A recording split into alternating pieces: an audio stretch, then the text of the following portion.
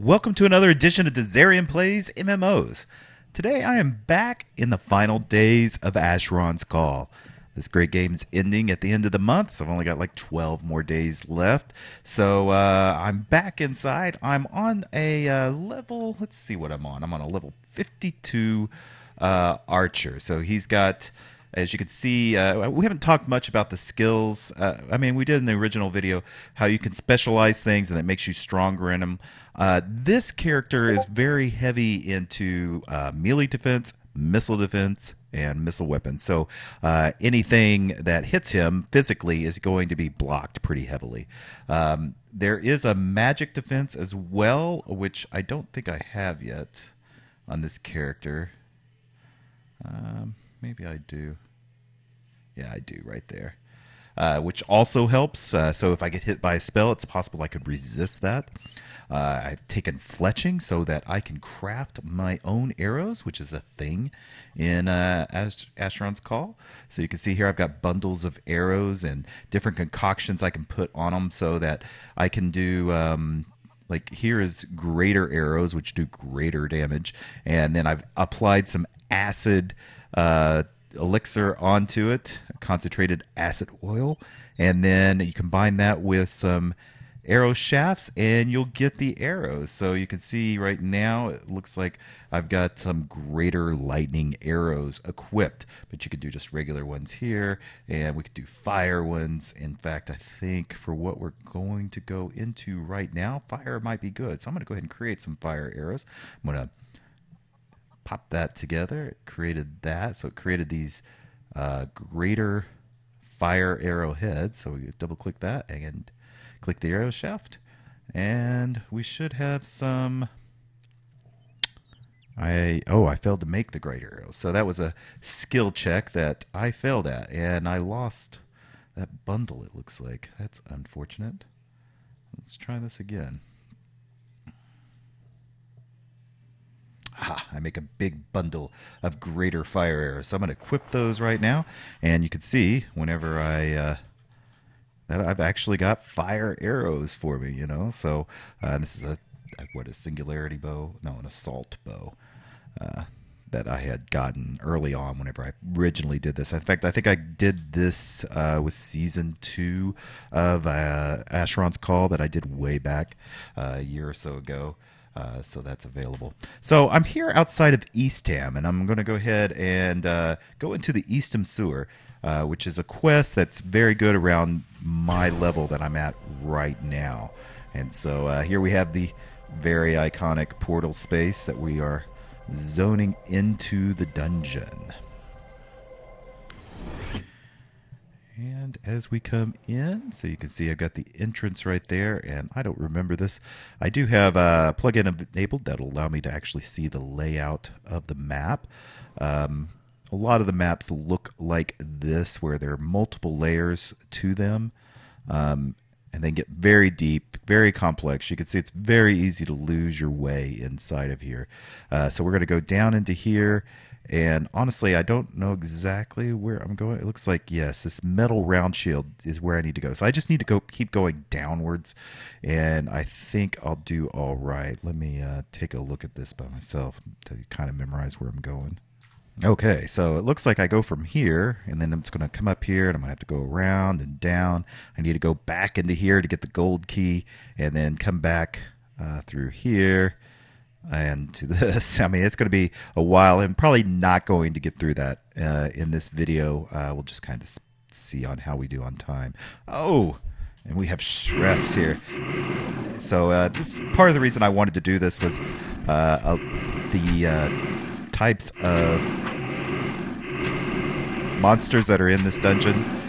Gives us a good feeling of how some of the mobs act inside of Asheron's Call. So I hope this isn't too loud in the ears. So with archery, the way archery works is you can see down below me here we have high, medium, and low. And you can adjust that by with your delete, end, and page down keys. And so, your delete key is for low, and then that one's for medium. And every monster is weaker in certain areas than they are in others. And if I remember right, Shreths are weak in the feet. So I'm hitting low to hit them in the feet. Now, they're also very weak to frost. So actually, let's take a look here. I'm going to switch to some frost arrows, which I know I saw some. Yeah, there's some. So did that. So now these are frost, and let's see if we hit them for more. Aha, C75, and he immediately dies. So they are weak to frost. So that was something that's very cool inside of Asheron's Call, is you could actually have very physical items that affect the mob that you're doing, and they have weaknesses just like you have weaknesses. You know, when we look at our robe, which we've done before, you can see that I have weaknesses to certain things. Like my armor level for fire is very weak, so I can buff that up. In fact, I think I'm going to go ahead and do that now, even though I wasn't taking any hits. I'm used a buff bot before this, so it's unlikely I'm really going to get hit. But I do want to go ahead and show you. I'm going to go ahead and buff up my robe a little bit. So I've equipped an orb, which allows me to cast spells. And you can see here on my spell bar now that I've got different ones. One of them being, so let's do this. So right now my robe is at armor level 100. So if I do impenetrability, and this is only at level 4, then it popped it up to 150. And so we could do these different, that's Blade Bane, which will increase the slashing resistance. And Bludgeoning Bane, piercing. And here's some Acid Bane, which it doesn't look like I have all of the resistances here. I don't think I ever went and actually geared up to get all of the spells I needed. But you can see how it buffs up certain areas. I'm still weak to cold and still weak to fire here. So it's the same way with a mob. Doesn't matter whether it's you, a mob, or whatever it may be. Everybody has weaknesses, and you have to work through that. And you can take that to your advantage as well. So now we're going to go down to this first part. I guess I need to re-equip my bow. See, I also ran out of mana. This is not a mana character at all. So let me get through these Shreths here. I want to point out another thing here, that the arrows are actually physical. It's not like there's a chance that when you read the description of spells, which I don't have any here, is that they're physical projectiles. So they do so much damage to the first thing that they hit. You may have the Shreth targeted, but that doesn't mean you're going to hit him. If he runs off to the side, your arrow is going to go a different direction and miss. That's not a dice roll. That is a physical thing that happened with the calculations. The dice roll happens once you actually make contact, and then it determines on whether you're going to actually, you have a percentage chance on whether you're going to actually do damage to him or not, and then there's a percentage chance on whether you're going to do critical damage or not. So that's the reason some of these variations, there's a slight variations in the amount I hit. And I can adjust my accuracy. If we look back down here below me again on high, medium, and low, you can use your insert key and page up keys to do this up and down. But the more accurate you do it, the more likely you are going to have a successful damage hit. But it takes a lot longer to do the draw, so it's going to take a lot longer to kill the mob. So you're kind of always kind of playing with the slider because you want to get through these mobs quickly, because as you can see, mobs can overwhelm you. There are a lot of different creatures here that they will swarm you. I mean, they'll hit you. There'll be 10 of them that surround you, and you can start really taking a lot of damage really, really quickly. So you have to be careful and adjust your damage accordingly. So let's see. It looks like we got a different thing here. This is my favorite monster in the game. These are Drudge Reveners. And you can tell they're Reveners because they got the black with the red marking. And this is one of the most common mobs, I think, around Asheron's Call. And they're a cat-like character. They usually drop a lot of good items, but they do cast spells. So like me, I'm taking damage. And I do 9 and 8. You can see it in the very bottom right-hand corner. I have a health kit and my backpack, and that allows me to heal up. So if I do 9 and my backpack, then it heals me. And so that's what I'm doing to keep alive on this character, where on my mage characters, I'm shuffling back and forth, like doing stamina to health and stamina to mana and all sorts of crazy jumbling around in the spells to do things. So it's a very active game before there were action set MMOs. Like this was kind of the first action set MMO where you actually had to you had to do things to make it work. So those were my first Drudge Reveners, and I've got a task here that's allowing me to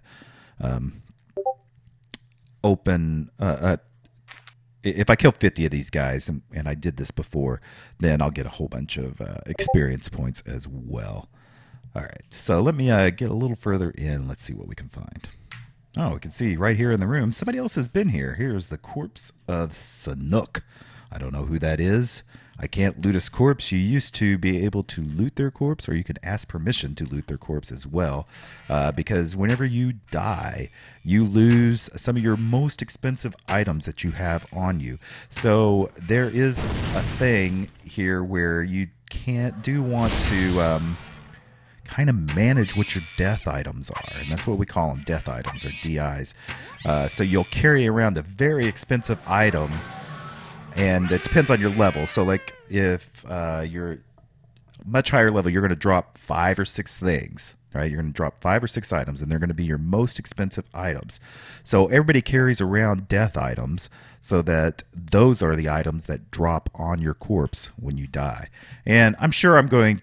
Well, no, maybe I won't die. I am buffed up. I was trying to say I'm sure I'm going to die because I do in every MMO I play. But I'm so buffed up right now, I don't know that I will.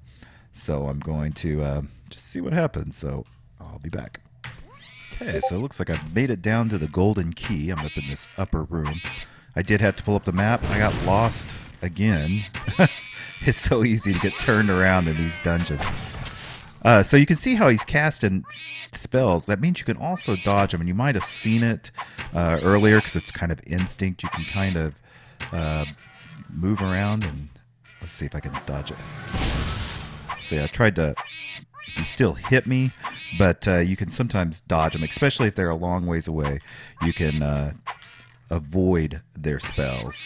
So again, physical things that you can hit or not hit. Am I hitting him? Yeah, okay. I turned down my accuracy, but I'm still hitting him, so that's good. Alright, so one of these guys should have a key. Not that one. Not that one. Aha, here we go. The golden key. And I'm going to mark that right here with Eastam Sewers. And you can see...